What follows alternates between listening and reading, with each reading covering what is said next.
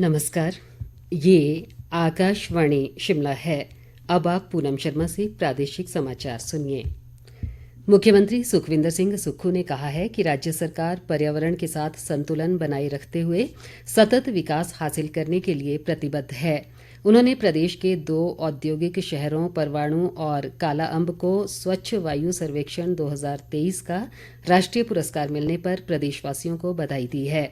मुख्यमंत्री ने कहा कि ये पुरस्कार जिम्मेदार और पर्यावरण के प्रति जागरूक पर्यटन, स्थानीय समुदायों के सहयोग और सरकारी एजेंसियों के साझे प्रयासों के कारण संभव हो सका है। सुखविंदर सिंह सुक्खू ने कहा कि राज्य सरकार ने सभी हितधारकों के सहयोग से 31 मार्च 2026 तक हिमाचल को हरित ऊर्जा राज्य के रूप में विकसित करने का लक्ष्य निर्धारित किया है। उन्होंने कहा कि प्रदेश में निरंतर जीवाश्म ईंधन पर अपनी निर्भरता कम करते हुए ई वाहनों के उपयोग को बढ़ावा दिया जा रहा है। मुख्यमंत्री ने कहा कि अगले 3 वर्षों में जीवाश्म ईंधन वाले सरकारी वाहनों का उपयोग धीरे धीरे बंद कर दिया जाएगा और उनके स्थान पर इलेक्ट्रिक वाहनों का उपयोग बढ़ाया जाएगा।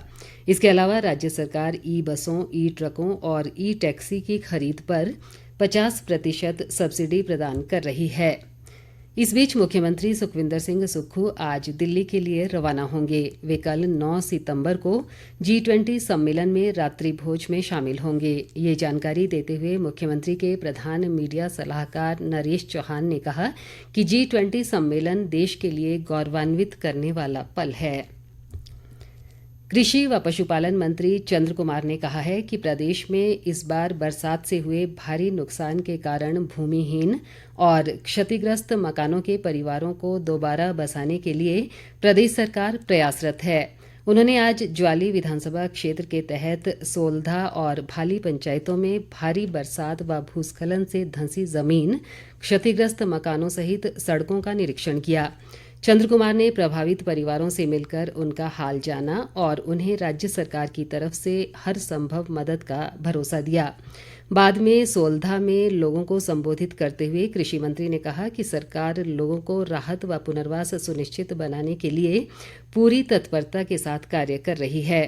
उन्होंने बताया कि प्रदेश सरकार प्रभावितों को राहत राशि देने के साथ ही भूमिहीन हुए परिवारों को भूमि आवंटन करने की दिशा में तेजी से कार्य कर रही है।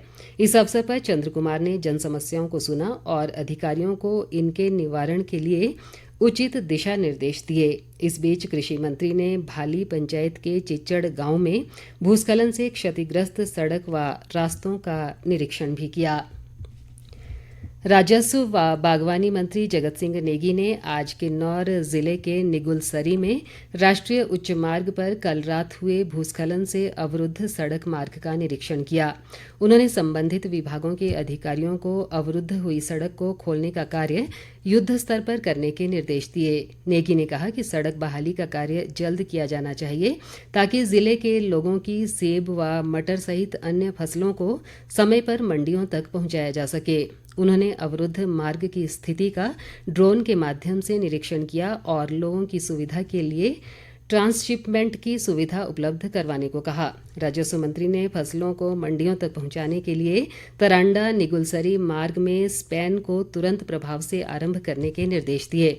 उन्होंने लोगों की सुरक्षा के लिए सोल्डिंग में आवाजाही रोकने और पैदल यात्रियों के लिए खाने का उचित प्रबंध करने को भी कहा।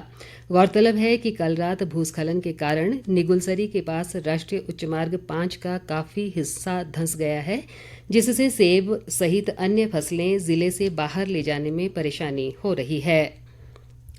स्वास्थ्य मंत्री कर्नल धनीराम शांडिल ने कहा है कि खेलों से खिलाड़ियों का सर्वांगीण विकास सुनिश्चित होता है। सोलन स्थित ठोडो मैदान में आज 3 दिवसीय राज्य स्तरीय ओपन हॉकी प्रतियोगिता के शुभारंभ अवसर पर उन्होंने ये बात कही। शांडिल ने बताया कि खिलाड़ियों के लिए इस तरह की प्रतियोगिता बेहद लाभकारी होती है। स्वास्थ्य मंत्री ने कहा कि प्रदेश में आधुनिक खेल मैदान बनाने पर भी बल दिया जा रहा है ताकि खिलाड़ियों को राष्ट्रीय प्रतियोगिता में जाने में कोई परेशानी न हो। उन्होंने खिलाड़ियों से आग्रह किया कि वे अपने युवा साथियों को नशे से दूर रखने में निर्णायक भूमिका निभाएं। हॉकी क्लब सोलन द्वारा आयोजित इस राज्य स्तरीय ओपन प्रतियोगिता में प्रदेश की 14 टीमों के करीब 200 खिलाड़ी भाग ले रहे हैं। मुख्य संसदीय सचिव किशोरी लाल ने कांगड़ा जिला के छोटा भंगाल क्षेत्र की मुल्थान पंचायत में 19 लाख रुपए की योजनाओं का आज लोकार्पण किया। इस अवसर पर उन्होंने कहा कि क्षेत्र के बच्चों को घर द्वार पर उच्च शिक्षा उपलब्ध करवाने के लिए 7 पंचायतों को डिग्री कॉलेज दिए गए हैं। किशोरी लाल ने कहा कि बैजनाथ निर्वाचन क्षेत्र की पंचायतों में लोक सेवा केंद्र भी चरणबद्ध ढंग से बनवाए जा रहे हैं।